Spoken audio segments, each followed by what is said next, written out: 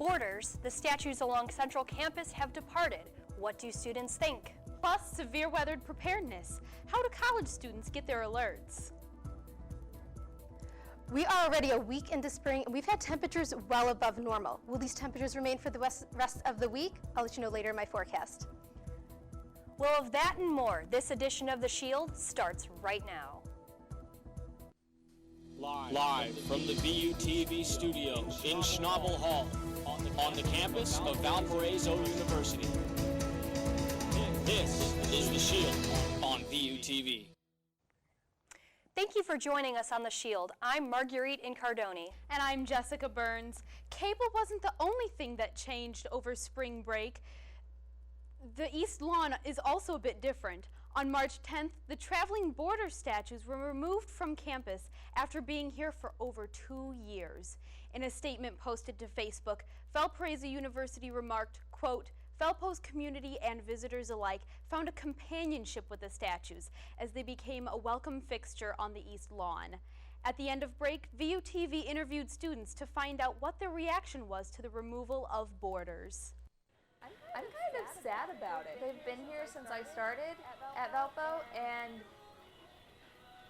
they're just a part of campus for me. And what's gonna scare me when I'm walking from Gellerson in the dark to my dorm? I thought they were a cool part of campus, and they just added like a quality. There was a lot of the hats and stuff and the scarves. And at one point there were googly eyes, and it was crazy, but like you would walk past the statues and something would be different. It would just make you smile. I think campus is lonelier without them. Yeah, they're a lot lonelier. They've been with us since our visit, and they've just always been here, so it's really lonely. But I think the night walks are a lot less scary. So. Well, initially when I was a freshman, I thought they were rather creepy, but over time I grew to admire them, and I think it's a sad state that they are going on, and I will miss them. Once the statues were removed, they were transported to their new home in Baton Rouge, Louisiana. Valparaiso University alumni Judith Judy Rocket Boymer and Richard Dick Boymer from the classes of 1960 and 1959 have committed $1 million to establish endowed funds in support of the University Writing Center and the College of Engineering. The gift will be equally divided between the Judith L. Boymer Endowed Writing Program Fund and the Boymer College of Engineering Fund. To honor the donors, the University Writing Center, located on the first floor of the Christopher Center for Library and Information Resources, will be named the Judith L. Boymer Writing Center. The center offers peer consultations, workshops, assistance with writing, assignments, and other programs and services to help each Valpo student develop this important communication tool and grow as a writer. The donation was a part of the Forever Valpo campaign, which has raised more than $152 million of its $250 million goal. Last Friday was the end of Severe Weather Preparedness Week across Indiana, and while it is extremely important to know what to do when severe weather strikes, it is just as important to have a way of getting severe weather warnings. Storm Shield meteorologist Adam Sherwinski shows how students here on campus are staying alert. It's that time of year again. Across the Midwest, temperatures are on the increase, but so is the threat of severe weather. National Weather Service offices across the United States are gearing up for severe weather season. This means not only forecasting for severe weather, but also getting the warning out to the public. Now, the tornado siren is the traditional method of disseminating tornado warnings issued by the National Weather Service. But with social media and the internet, there are different avenues of ways to get information about your local severe weather. I have an app on my phone that I can enable severe weather alerts, so I have that, and it just sends a little notification to your phone. Personally, I generally get it mixed from online or applications, social media like Facebook. I see updates come across.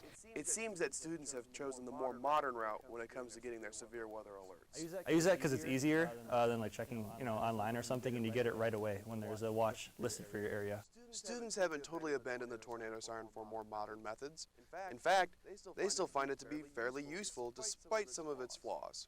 We do hear them if need be. They're a little ways away, but Are they right next to us like here at school? No, but we do hear them, I guess, in case something were to happen. If you're close to it, I think it's probably beneficial to you because you can hear it well, or if you're farther away from the siren, it's probably harder to hear. While it isn't perfect, it still remains an important source for getting the warning out, even among those who prefer social media and weather apps. Is there anything better, though? I mean, if I'm asleep, I'm not using my phone clearly, so while it might be inefficient, it still might be better in a nighttime setting than an application where I'm not going to be using it clearly. Reporting for VUTV, I'm Storm Shield meteorologist Adam Sherwinski. If you want to get the latest severe weather alerts in your hometown, go to www.weather.gov and search for your local forecast office or follow your local National Weather Service office on Facebook and Twitter. Also, you can follow VUTV and VUTV Weather on Facebook for all of the latest on severe weather while classes are in session here on campus. It's definitely felt like spring since we've been back from break, and we've seen a little bit of rain here in Valpo. What's the storm for us this week? Storm Shield meteorologist Sabrina Bates joins us for a first look at your forecast. Sabrina? Yeah, Marguerite and Jessica, we're lucky we don't have any severe thunderstorms today. We've just had on and off rain if you were outside today. In fact, it's raining a little bit outside right now. Our temperature is a bit comfortable at 51. You still might need a light jacket or even a raincoat, and just a light breeze outside. Our temperature right now is actually average of where we should be for spring in this time of year. We're lucky we are not near that high temperature of around 80 degrees. Now, as you look at the temperature across the region, a lot of us are seeing temperatures in the mid-50s, even closer to 60. Joliet is at 52, Valpo is at 51, and South Bend is the warmest at 53 degrees right now. Thanks, Sabrina. Up next, 2 towns, 2 countries. Residents along the Mexico border talk about unity amidst the discussion in Washington. Plus an investigation into a U.S.-led strike in the Middle East. Iraq and the United States are looking into what killed several civilians in a recent operation against ISIS. We have an update on the situation.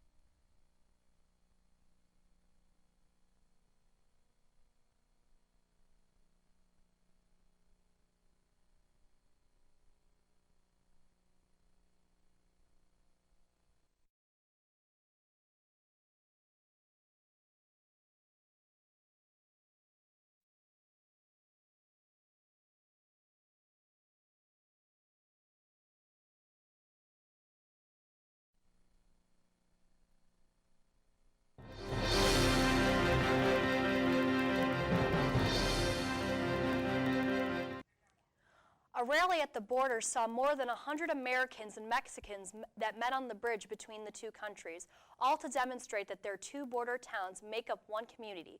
Michael Locklear has the story. Where 2 border towns come together, so too do the people. Some stepping outside Del Rio. We have family in Mexico. You know, we live here in Texas, in the United States. Others coming from Acuña. I mean, my 2 kids cross every day to Catholic school here in Del Rio, Texas. Everyone meeting up for a rally at the border. The focus on unity and friendship between the 2 cities. Like many of you, I'm from Acuña and from Del Rio. A few brought signs, build bridges, not walls. But the event was no protest of the president's plans. When all this talk about the wall and trade, We should be talking about what unites us, not what divides us. Congressman Will Hurd and Joaquin Castro making appearances, and more than 100 Americans and Mexicans a lot of people joining hands. Beautiful day today. Along the international bridge between Acuña and Del Rio. It's a portrait of what we actually live. It's a reality in the border. A photo op reaffirming what the people who live here know to be true. It's not only Mexico and United States, it's family, friends, and we're neighbors. We've always grown up as this being one community. These communities depend on each other mutually, more than we really know. The U.S. and Iraq are investigating claims that many civilians have been killed in a recent coalition airstrike in Mosul. The U.S. confirms it did strike an ISIS truck packed with explosives on March 17th in the western part of the city. But there are questions about the collateral damage. An Iraqi commander says that the blast killed dozens of civilians in nearby homes. But Iraq's government says ISIS may have booby-trapped those buildings. Details from CNN's Arwa Damon.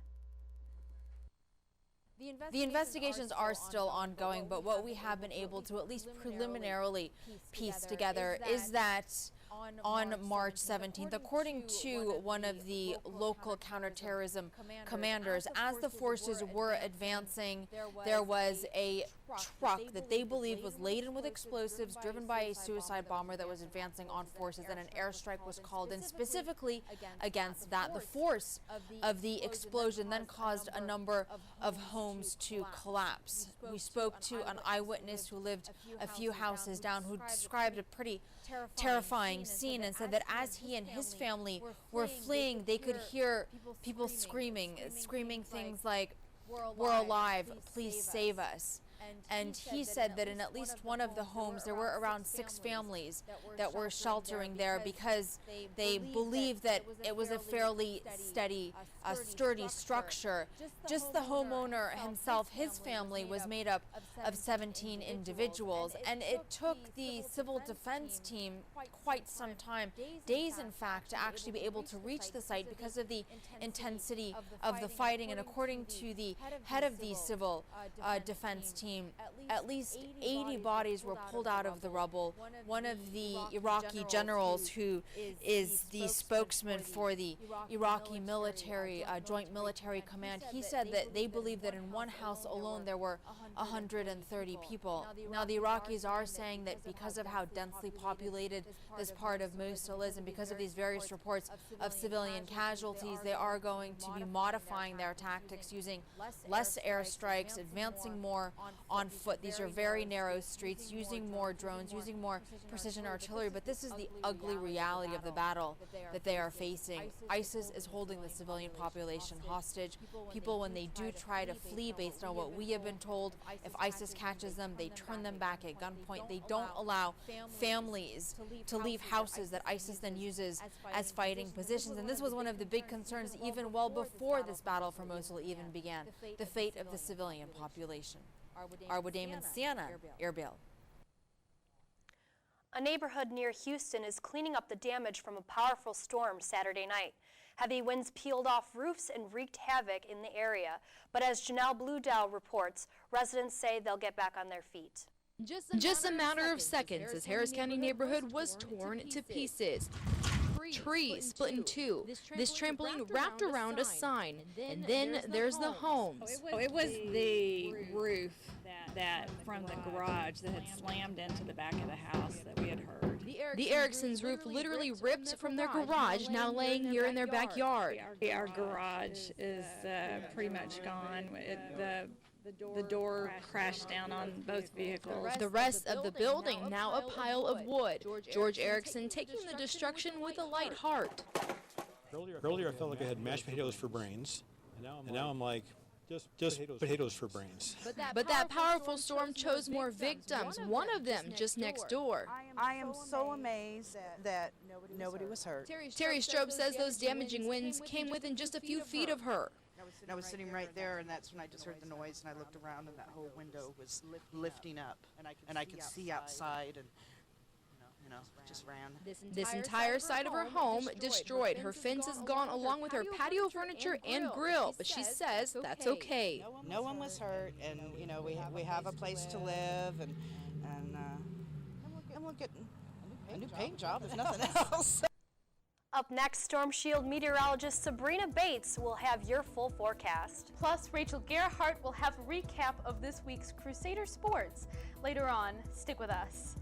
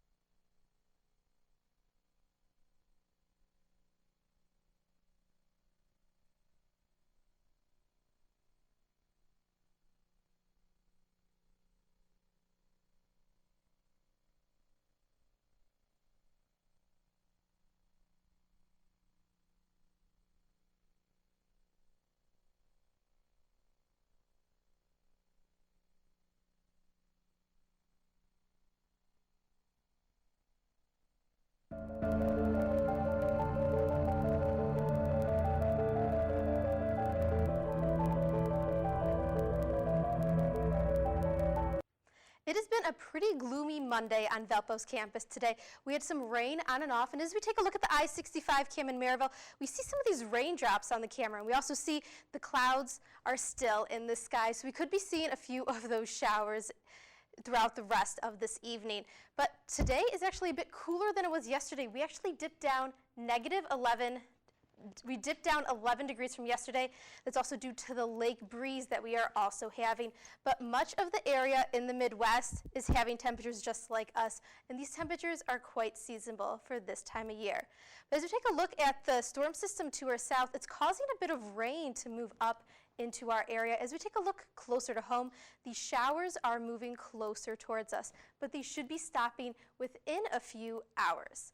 And as this rain continues to end for the rest of this evening, should be ending in the next few hours, maybe around 6 p.m. We're going to have seasonal temperatures for the rest of the week. And as we get towards the end of the week, there are also some rain chances as well. As we take a look at this radar, it's future radar. We are not seeing any of those rain that was showing up on our current radar. So I do think we'll be seeing a few more showers, but by 8 p.m. we will be clear and dry for the rest of this evening. And as we look into the rest of the overnight hours, we see the temperatures dip down to tomorrow morning. You might need a light jacket as you head outside with a temperature right around 40. And throughout the day on Wednesday, it is going to be a bit warmer, where we have temperatures right around 50. It's going to get cooler at night, and we're going to have those temperatures right around 50 for the remainder of the days, be seasonable for this time of year. Thursday morning, though, you will need a jacket again because of that temperature right around 40. So after the rain moves through for tonight, we are just going to have cloudy skies for the rest of this evening. That temperature at around 38 degrees and just a light breeze coming from the north. And that temperature at 52 degrees. But once that rain moves through tonight, our temperature is going to be remaining pretty much seasonable for this time of year. We have that temperature right around 50. There could be some rain later in the week, but mainly dry for the most part. Okay. Well, thank you, Sabrina. Rachel Gerhardt will have a full breakdown of this past week's Crusader sports up next.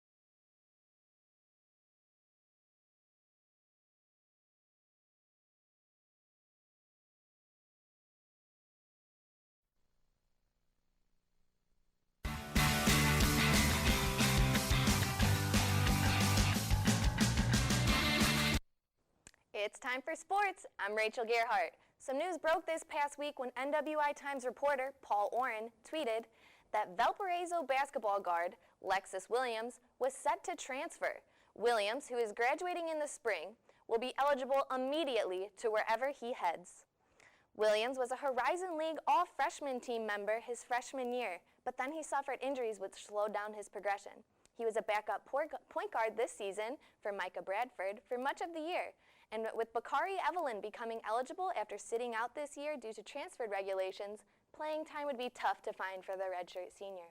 We wish Williams the best of luck to wherever he ends up. And on a different note, the spring sports seasons are upon us. The reigning Horizon League tournament champs, the softball team, had their first conference series this past weekend.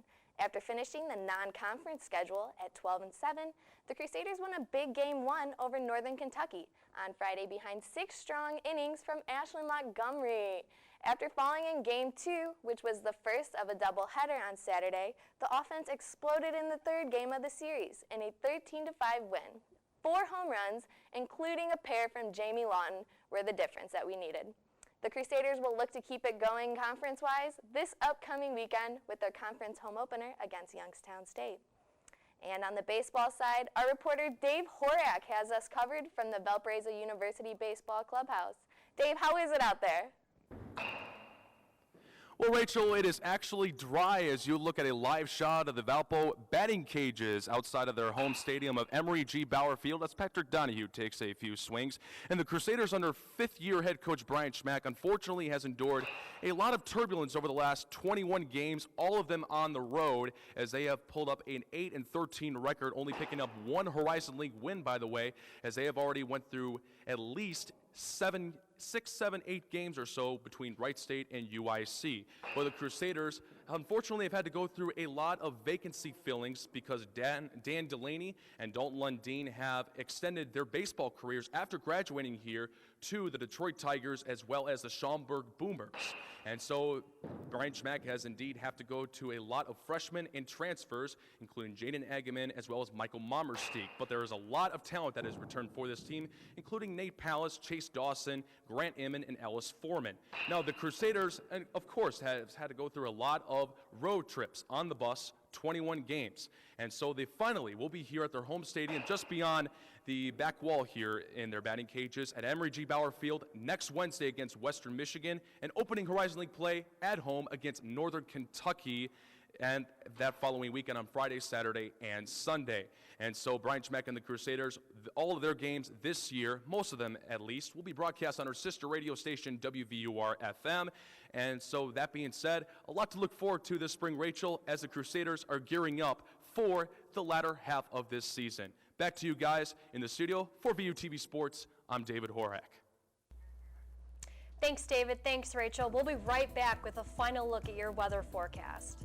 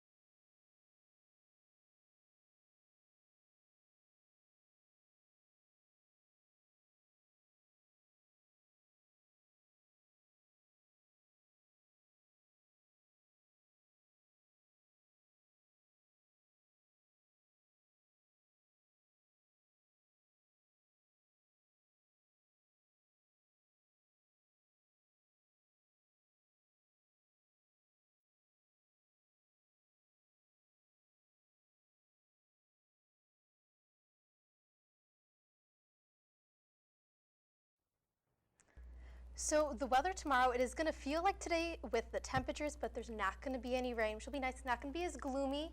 I know Monday, today, hard day of the week, but it definitely felt a little rough with that mist on and off today. And we are going to see some rain later in the week, but let's just focus on tomorrow first.